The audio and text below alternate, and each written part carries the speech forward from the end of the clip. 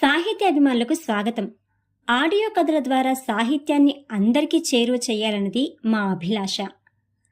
సమకాలీన సమాజానికి అద్దం పట్టే రచనలు చేయడం శరత్చంద్ర గారికి ఇష్టం. మానవ సంబంధాలను బలోపేతం చేసే రీతిలో సాహితీ సేద్యం సాగాలన్నది ఆయన అభిలాష, ఆకాంక్ష. స్వంత ఊరు నెల్లూరు జిల్లా కావలి, ప్రస్తుత నివాసం హైదరాబాద్. ఇప్పటి వరకు 300కు పైగా కథలు, 20 నవలలు రాశారు. ఇందులో 60కి పైగా కథలు బహుమతులు వచ్చాయి. స్వాతి, నవ్య, ఆంధ్రభూమి, ఈనాడు, సాక్షి, జాగృతి, విశాలాక్షి, సహరి, సాహో వంటి పత్రికలు బహుమతులిచ్చి ఆదరించాయి. సమాహారం, కమ్లీ పేర్లతో కథా సంకలనాలను వెలువరించారు. సాహితీ సేవలో భాగంగా తానా సాహితీ వేదికలోనూ ప్రపంచ తెలుగు మహాసభల్లో పాల్గొన్నారు. వసుమతి మాధవ సాహితీ పురస్కార గ్రహీత ఆయన. యువత చక్కటి దిశానిర్దేశంతో తమ లక్ష్యాలను చేరుకుని ఉన్నతిని సాధించాలని, అలా కాక చదువును నిర్లక్ష్యం చేసి ఉక్కగా భావిస్తే జీవితంలో అసలైన ఉక్కపోతకు గురి కావాల్సి వస్తుందని రచయిత శరత్చంద్ర గారు రచించిన ఉక్క కథ మీకోసం. సోమరాజు బ్రుకుటి ముడిపడింది. కారాపు అన్నాడు డ్రైవర్తో. డ్రైవర్ రమణ కారాపాడు. ఆ గేటు దాటి వెళ్తున్న వ్యక్తిని చూసావు కదూ అడిగాడు. చాలామంది ఉన్నారు కదా సార్ అన్నాడు డ్రైవర్. నిజమే, గేటు దాటి చాలామంది బయటకు పోతున్నారు. తనకి ఒక్కడికే అతను కనపడ్డాడు. వెంటనే పిఎస్ శ్రీకాంత్కి ఫోన్ చేసి, మన గేటు బయట సీసీ కెమెరా ఉంది కదూ అడిగాడు.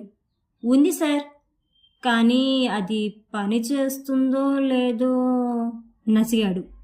పని చేస్తే ఈరోజు అవుట్పుట్ నా ఛాంబర్లో పెట్టు, ఒకవేళ సీసీ కెమెరా పని చేయకపోతే రిపేర్ చేయించు చెప్పాడు. ఎస్ సార్ అన్నాడు శ్రీకాంత్. పావుగంట తర్వాత సోమరాజు కారు బంగ్లాలోకి నడిచింది.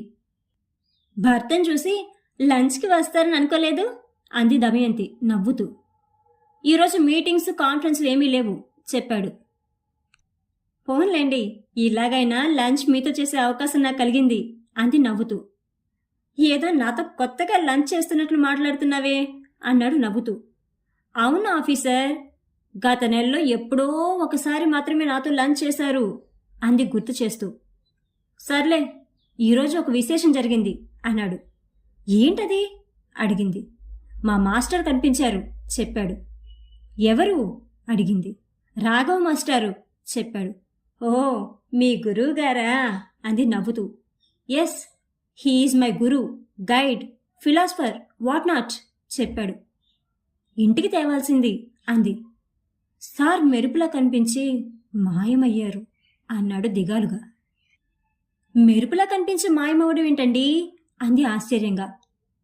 నేను కారు ఎక్కాను. ఆయన అప్పుడే మా ఆఫీస్ గేట్ల నుండి బయటకు వెళ్తున్నారు. రోడ్లో ఉన్న జనాల్లో కలిసి వెళ్ళిపోయారు. దిగి జనాల్లో పడి పరిగెత్తి ఆయన్ని క్యాచ్ చేయాలనుకున్నాను. బట్ కలెక్టర్ని కదా, బాగుండదు అని ఆగాను చెప్పాడు. డ్రైవర్ని పంపాల్సింది అంది. మన డ్రైవర్ ఆయన ఇంతకు ముందు ఎప్పుడు చూడలేదు కదా అన్నాడు. భర్త డిసప్పాయింట్మెంట్ని గమనిస్తూ, ఏదో పని ఉండే మీ ఆఫీస్కి వచ్చి ఉంటారు, ఎలాగూ వెంటనే మీ ఆఫీస్లో పని కాదు కదా, మళ్ళీ వస్తారులేండి అంది నవ్వుతూ. అదేం లేదోయ్, ఎప్పుడు ఫైల్స్ అప్పుడు క్లియర్ చేయమని ఇన్స్ట్రక్షన్స్ ఇచ్చాను చెప్పాడు. సర్లేండి, మీ స్టాఫ్ని మీరు వెనకేసుకుని రాకపోతే మరెవరు వెనకేసుకొస్తారు అంది నవ్వుతూ. గంటన్నర తర్వాత తిరిగి తన ఛాంబర్కి బయలుదేరాడు సోమరాజు. అతడు వెళ్లేసరికి పిఎస్ శ్రీకాంత్ సీసీ కెమెరా అవుట్పుట్తో రెడీగా ఉన్నాడు. తన ఎదురుగా ఉన్న స్క్రీన్ని చూపిస్తూ ప్లే చేయండి చెప్పాడు. సీసీ కెమెరా అవుట్పుట్ ల్యాప్టాప్లో వేసి ఆన్ చేశాడు శ్రీకాంత్. కలెక్టరేట్ గేట్ దాటిపోతున్న జనం కనిపించారు. ఒక దగ్గర సోమరాజు బ్రుకుటి ముడిపడింది. ఇక్కడ ఫ్రీజ్ చేసి జూమ్ చేయండి చెప్పాడు. శ్రీకాంత్ జూమ్ చేశాడు. సోమరాజు కళ్ళల్లో వెలుగు ఒక్కసారిగా వచ్చింది. ఎస్, మాస్టరే అన్నాడు కాస్త పెద్దగా. ఈ ఫేస్ క్యాప్చర్ చేసి ప్రింట్ తీసి ఈయన ఏ పని మీద వచ్చారో మన స్టాఫ్ని అడుగు చెప్పాడు. ఎస్ సార్ అని శ్రీకాంత్ బయటకు నడిచాడు. సీట్లో వెనక్కి జారిగలు పడ్డాడు సోమరాజు. గతం కళ్ళ ముందు పరుగులు తీసింది. హోంవర్క్ చేశావా సోము అడిగాడు రాఘవ. చేశాను సార్ చెప్పాడు సోమరాజు. లోపల నిద్రపోతున్న కొడుకు శ్రీకర్ని చూస్తూ, వాణ్ణి లేపవే అన్నాడు రాఘవ. కాసేపు పడుకొనివ్వండి అంది భార్య రాగిని. వీడు చూడు ఎంత శ్రద్ధగా ఇచ్చిన వర్క్ ఎలా కంప్లీట్ చేసుకొచ్చాడో చెప్పాడు.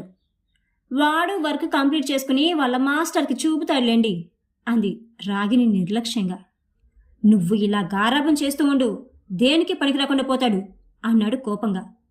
తండ్రి శాపాలు బిడ్డకి తగలవులేండి అంది రాగిని. సాయంత్రం కాస్త పెందలాడేరా, పండుగాడికి నువ్వులుండలు ఇష్టం, చేద్దాం అంది. సరే అమ్మా అని టీ తాగిన గ్లాస్ కడిగి తనకు కేటాయించిన సెల్ఫ్లో పెట్టి బయటకు నడిచింది రాధమ్మ. దారిలో తల్లిని అడిగాడు సోమరాజు. సర్ వాళ్ళ అబ్బాయికి నిద్ర ఎక్కువమ్మా అన్నాడు. ఆ అబ్బాయి రాత్రులు ఎక్కువసేపు మేల్కొని చదువుతాడేమోలేరా అంది. పాపం సారు పొద్దాకా ఆ అబ్బాయి గురించి టీచర్ అమ్మతో గొడవ పెట్టుకుంటూ ఉంటారు అన్నాడు. అవన్నీ నీకెందుకులేరా, సార్ దగ్గర మంచిగా పాఠాలు నేర్చుకుని బాగుపడు అంది. అలాగే అమ్మా చెప్పాడు. రాధమ్మ భర్త రంగరాజు ఆటో నడుపుతూ ఉండేవాడు. ఒకరోజు ఆటో ప్రమాదానికి లోనయ్యి ప్రాణం పోగొట్టుకున్నాడు. రంగరాజు రోజు వచ్చి శ్రీకర్ని కాన్వెంట్కి తీసుకెళ్తూ ఉండేవాడు. ఒకరోజు రంగరాజు రాకపోవడంతో రాఘవ తానే అతని అడ్రస్ తెలుసుకుని వెతుక్కుంటూ వెళ్ళాడు. విషయం తెలిసి చాలా బాధపడ్డాడు. ఆ తర్వాతే రాధమ్మ రాఘవ మాస్టర్ ఇంట్లో పనికి కుదిరింది. సోమరాజు వీధి బడికి వెళ్తుండేవాడు. మా వాడికి కాస్త లెక్కలు చెప్పండి సార్ అని రాధమ్మ వినయంగా అడగడంతో రాఘవ కాదనలేకపోయాడు.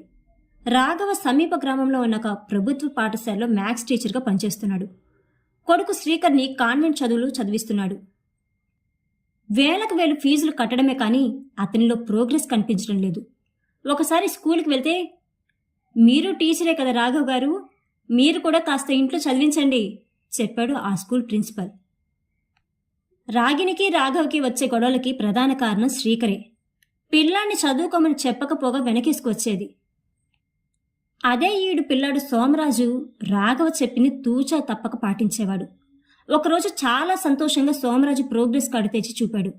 సైన్స్ లెక్కల్లో 100% మార్కులు వచ్చాయి. రాధమ్మ పొంగిపోతూ, అంతా మీ దయ అయ్యగారు అంది.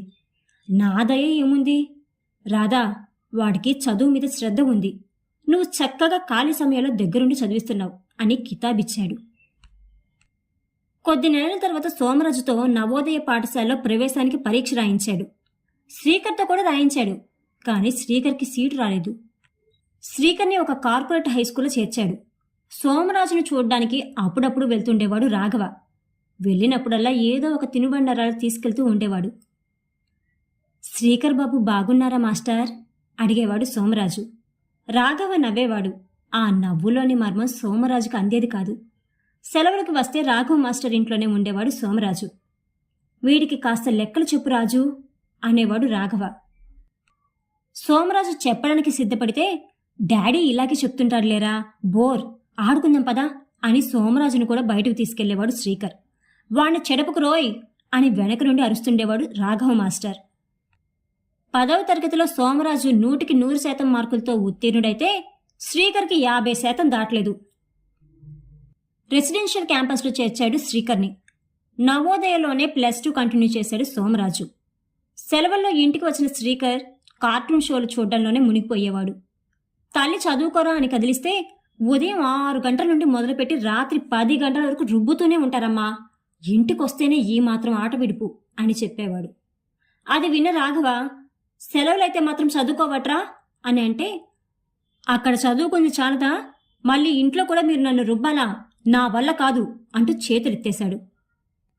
సెలవులకి ఇంటికి వచ్చిన సోమరాజు తన సందేహాన్ని రాఘవ మాస్టర్ని అడిగి తీర్చుకునేవాడు. సోమరాజు శ్రద్ధని గమనించి ప్రిపేర్ అయ్యి మరీ చెప్పేవాడు రాఘవ. ఇంటర్ తర్వాత సోమరాజుకి ఐఐటీలో సీటు వచ్చింది. అతడి ఫీజులు మొత్తం రాఘవే కట్టాడు. ఈ మ్యాథ్స్ సైన్స్లు నాకొద్దు అని శ్రీకర్ డిగ్రీలో చేరాడు. కాలేజీకి కూడా సరిగ్గా వెళ్లేవాడు కాదు. 2-3 సార్లు జేబులో సినిమా టికెట్లు చూసి రాఘవ కేకలేశాడు. ఎవరో ఫ్రెండ్ బర్త్డే అంటే వెళ్ళాడులేండి. కొడుకుని వెనకేసుకొచ్చింది రాగిని. బీటెక్ కంప్లీట్ అయ్యాక చెన్నైలో జాబ్లో జాయిన్ అయ్యాడు సోమరాజు. అప్పటి వరకు ఆ ఇంట్లో పనిచేస్తూనే ఉన్న రాధమ్మ కొడుకుతో పాటు వెళ్ళిపోయింది. వెళ్తూ వెళ్తూ, మా వాడు ప్రయోజకుడయ్యాడంటే అది మీరు పెట్టిన భిక్షేనయ్యా అని కాళ్ళ మీద పడింది రాధమ్మ. మీ వాడు జెమ్, వజ్రం రాధమ్మా అన్నాడు రాఘవ. ఆ తర్వాత తిరిగి కలవలేదు. ఇప్పుడు కలెక్టరేట్లోకి వచ్చిన రాఘవ మాస్టర్ని చూసి ఇదంతా గుర్తొచ్చింది సోమరాజుకి. శ్రీకర్ ఏం చేస్తున్నాడు, ఎక్కడ జాబ్ చేస్తున్నాడు, రాగినమ్మ ఎలా ఉందో తెలుసుకోవాలనిపించింది. ఇప్పటిదాకా మీ మాస్టర్ని ఎందుకు కలవలేకపోయారు? అడిగింది దమయంతి. సార్ రిటైర్డ్ అయ్యారని తెలిసింది. తర్వాత ఆ ఇల్లు ఖాళీ చేసి వెళ్ళిపోయారు. ఆ తర్వాత ఇదిగో ఇక్కడ దర్శనమిచ్చారు చెప్పాడు సోమరాజు. ప్రయత్నం చేస్తే ఆయన ట్రేస్ చేయడం పెద్ద కష్టం కాదు కదా అంది దమయంతి. నిజమే ఒప్పుకున్నాడు. కలెక్టరేట్లో సిబ్బందిని అలర్ట్ చేసి 4 రోజులు అబ్జర్వేషన్ చేసిన తర్వాత రాఘవ్ మాస్టర్ అవైలబుల్ అయ్యారు. సడన్గా తన ముందు నిల్చున్న సోమరాజును చూసి అవాక్కయ్యారు రాఘవ్ మాస్టర్. ఏంటి మాస్టారు, ఈ జిల్లాకి నేను కలెక్టర్గా ఉన్నానని తెలిసి కూడా నాతో మాట్లాడకుండా వెళ్ళిపోతున్నారా అడిగాడు. రాఘవ్ మాస్టర్కి ఏం మాట్లాడాలో అర్థం కాలేదు. 1 నిమిషం ఏమీ మాట్లాడలేదు. సార్ ఏ ప్రాబ్లం మీద వచ్చారు అడిగాడు స్టాఫ్ని చూస్తూ, వాతావరణాన్ని తేలిక చేస్తూ. వీళ్ళ గ్రామంలో నీటిలో ఫ్లోరైడ్ సమస్య ఉంది సార్. దాంతో ఫ్లోరోసిస్ బారిన పడి అక్కడి జనం సఫర్ అవుతున్నారు. వీరు ప్యూరిఫై వాటర్ కోసం దరఖాస్తు చేసుకుని ఉన్నారు. ఫండ్స్ రాలేదు కదా, అదే చెబుతున్నాను చెప్పాడు సూపరింటెండెంట్. రాఘవ మాస్టర్ వైపు తిరిగి, ఈ సమస్యని నేను పరిష్కరిస్తాను, మీరు రండి మాస్టారు అని స్వయంగా తన ఛాంబర్కు తీసుకువెళ్ళాడు సోమరాజు. కలెక్టర్ సీట్లో కూర్చున్న సోమరాజుని తృప్తిగా చూసుకున్నాడు రాఘవ మాస్టారు. నాకు తెలుసు సోము, నువ్వు వృద్ధిలోకి వస్తావని అన్నాడు. ఇదంతా మీదయ్యే గురువుగారు అన్నాడు సోమరాజు. మొహమాటంగా నవ్వాడు రాఘవ మాస్టర్. 1 నిమిషంలో భార్యకి ఫోన్ చేశాడు సోమరాజు. దమ్ము, స్పెషల్ గెస్ట్ని భోజనానికి తెస్తున్నాను చెప్పాడు. మీ మాస్టర్ గారు వచ్చారా అడిగింది దమయంతి ఉత్సుకతతో. ఎస్ అన్నాడు. ఇంట్రెస్టింగ్, నాకు కూడా మీ సార్ని చూడాలని ఉందండి అంది. కాసేపట్లో వస్తాం చెప్పాడు. తనకెందుకు ఇబ్బంది బాబు అన్నాడు. అవేం మాటలు మాస్టారు, మీ ఉప్పు తిన్నవాణ్ణి 1 పూట మీకు భోజనం పెట్టలేనా అన్నాడు నిష్ఠూరంగా.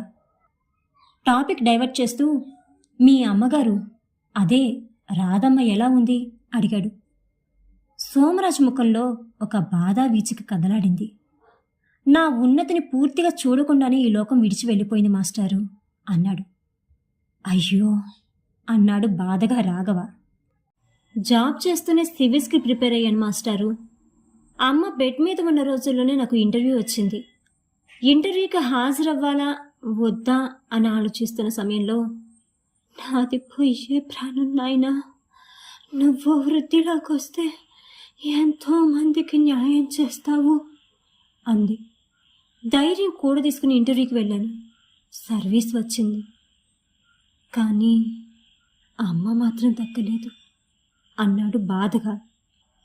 కొంచెం ముందుకు వంగి శిష్యుడి చేతులు తన చేతుల్లోకి తీసుకుని అనునయంగా నొక్కాడు రాఘవ.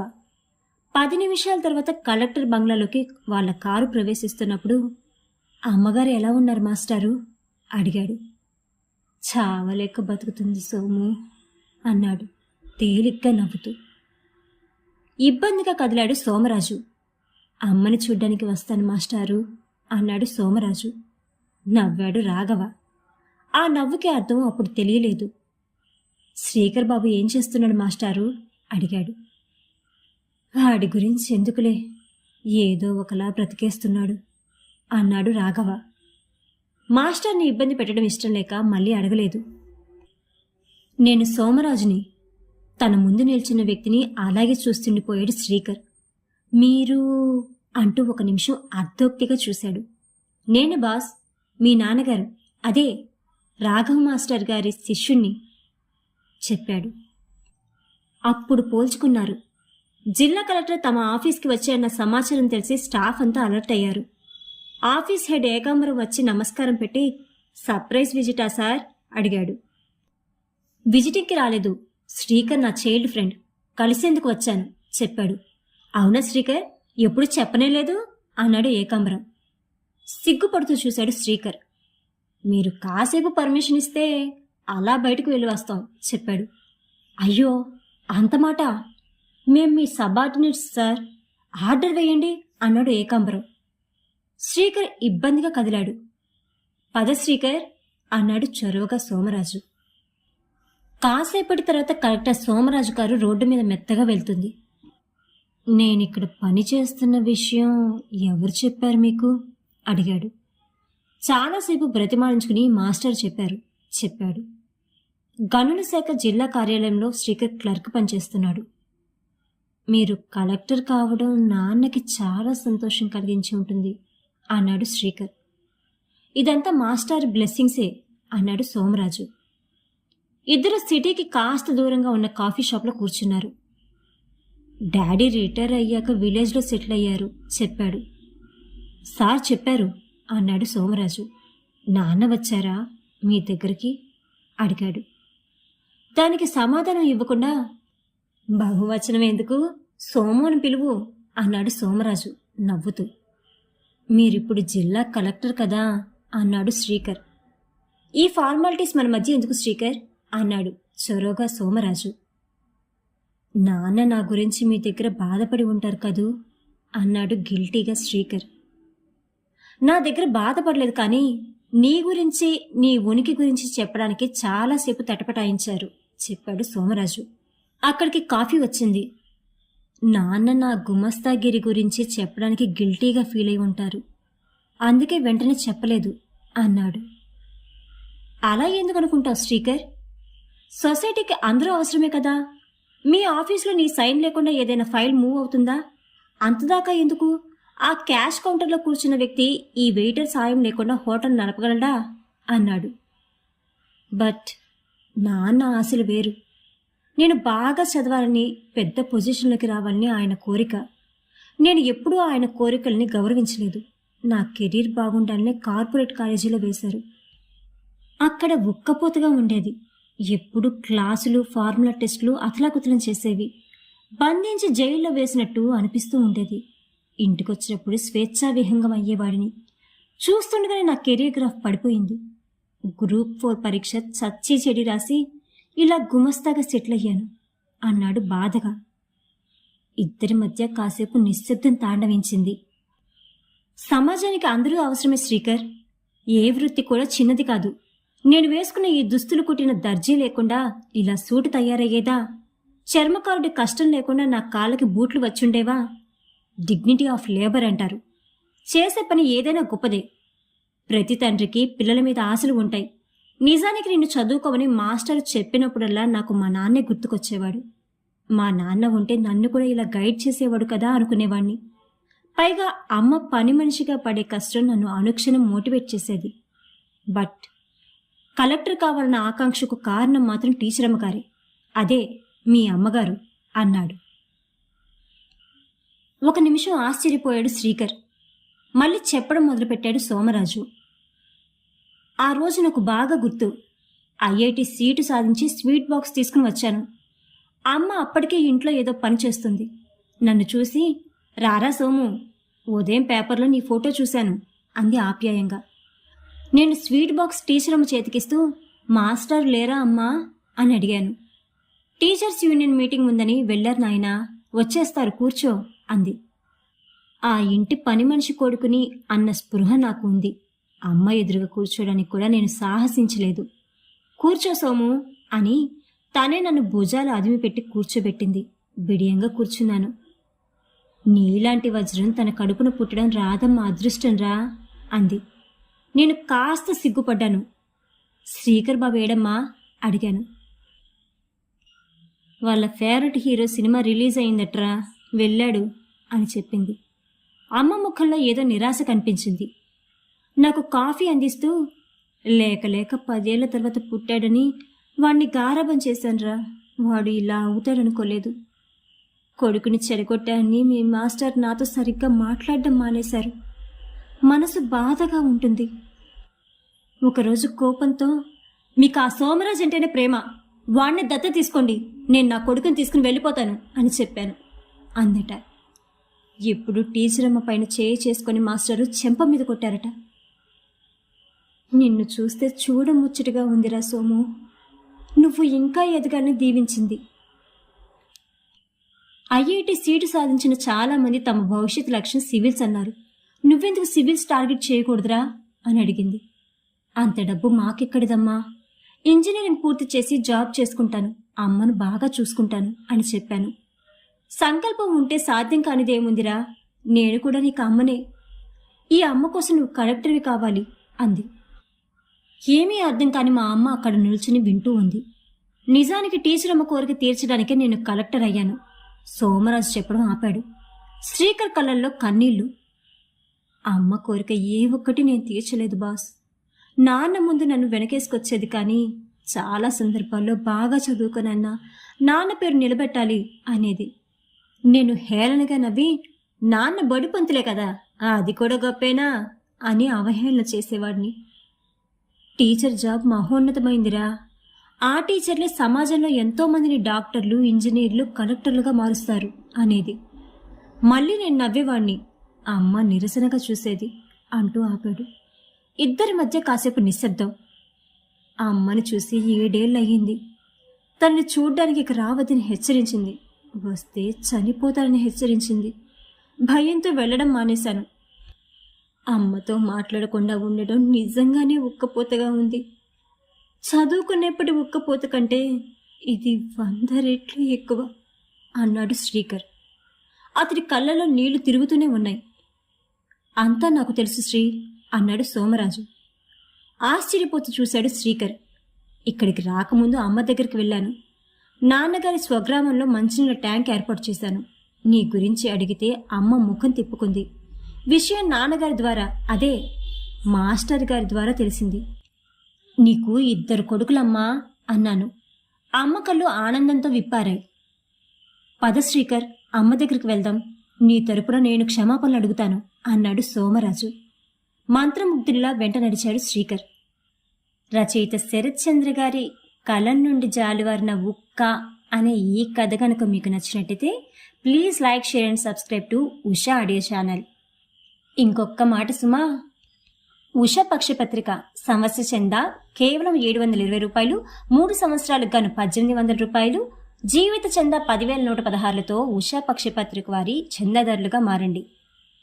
పత్రిక నేరుగా మీ ఇంటి తలుపును తడుతుంది, మీ మనసును కూడా.